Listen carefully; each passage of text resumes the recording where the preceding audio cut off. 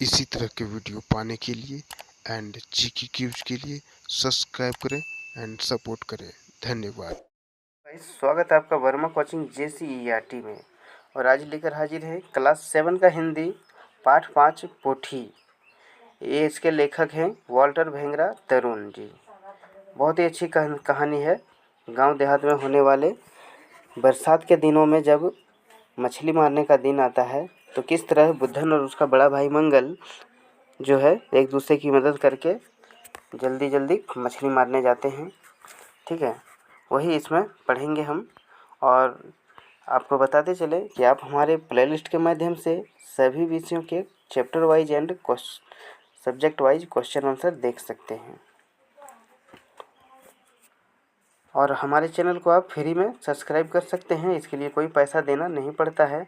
दोस्तों के साथ शेयर करें ताकि उसे भी पढ़ने में। इस पाठ का पहला क्वेश्चन है कि बुद्धन क्यों खुश था, उसे नींद क्यों नहीं आ रही थी। तो इसका आंसर है, देखते हैं कि बुद्धन रात में अच्छी बारिश हो रही थी। गांव के दोपहर से निकले नाले में पानी भर जाएगा, इससे नदी में मछलियां खेतों की ओर आएगी। बुद्धन सवेरे कुमनी और झोरी लेकर मछली मारने निकल पड़ेगा। धूप होने पर मछलियां बहाव के विपरीत दिशा में तैरने लगेगी। बुद्धन इसलिए खुश था। ठीक है, उसे मछली भात खाने को मिलेगा, इसीलिए उसे रात भर नींद नहीं आ रही थी। ठीक है, इस चैप्टर का ही नाम है पोठी। पोठी जैसे कि आप समझेंगे, पोठी जो मछली होती है उसी के कारण इसे जो है रात भर नींद नहीं आ रही थी, है ना। मछली मारने जाएगा सुबह। आगे देखते हैं। दूसरा क्वेश्चन है कि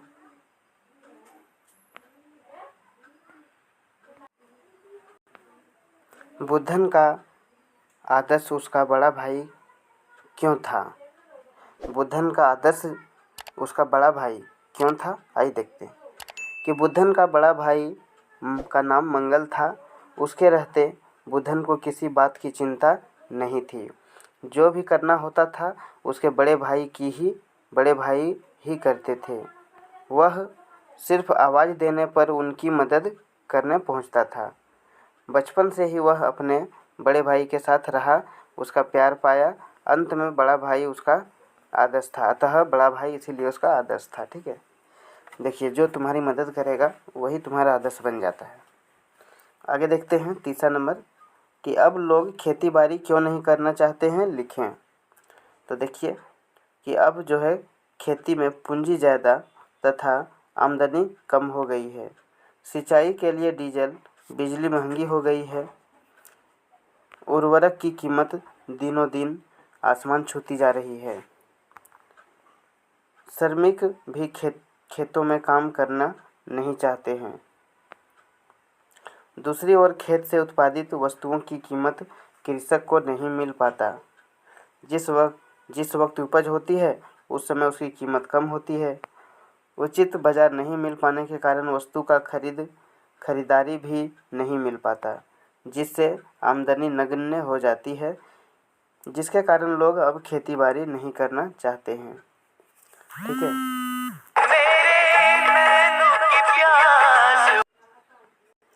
आगे है कि खेतों में छोटी मछलियाँ क्यों गायब हो रही है, उन्हें किस प्रकार बचाया जा सकता है। तो आंसर है इसका कि खेतों में अब रासायनिक उर्वरक कीटनाशकों का प्रयोग करने लगे हैं। इससे छोटी मछलियां भी मर जाती है। इन दवाओं के कारण ही अब छोटी मछलियां खेतों से गायब हो रही है। इन्हें बचाने के लिए हमें प्राकृतिक खाद जैसे कंपोस्ट गोबर खेतों में डालना चाहिए।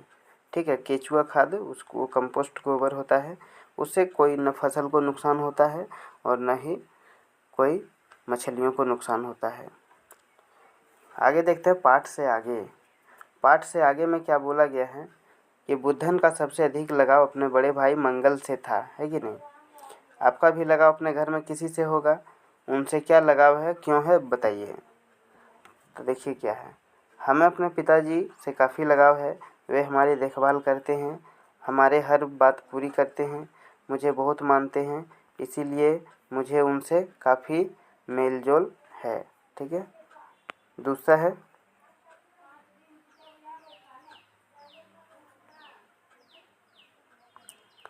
दूसरा है कि लेकिन अचानक आंधी तूफान और तेज हवाओं ने सारी उम्मीदों पर पानी फेर दिया। पूरी फसल बर्बाद हो गई। फसलों के बर्बाद होने और कौन कौन से कारण हो सकते हैं? तो देखिए, फसल बर्बाद होने के निम्न कारण हो सकते हैं। पहला, जंगली पशुओं के चरने से। दूसरा, घास एवं अन्य जंगली पौधे के पनपने से। तीसरा, पानी के अभाव से। और चौथा, उचित देखरेख न कर पाने से। ठीक है। आगे है कि मंगल दादा गांव छोड़कर शहर में काम करने चले गए। गांव छोड़कर उनका शहर जाना उचित है? तर्क बताइए। उत्तर है कि अब गांवों में बेकारी व्याप्त है। सालों भर पेट भर खाना नहीं मिल पाता। काम भी सालों भर नहीं मिल पाता। गांव में बुनियादी सुविधाओं का अभाव है।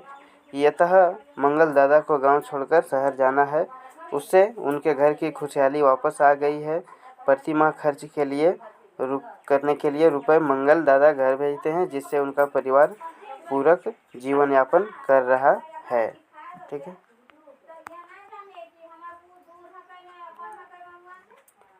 चौथा है कि जब रासायनिक उर्वरक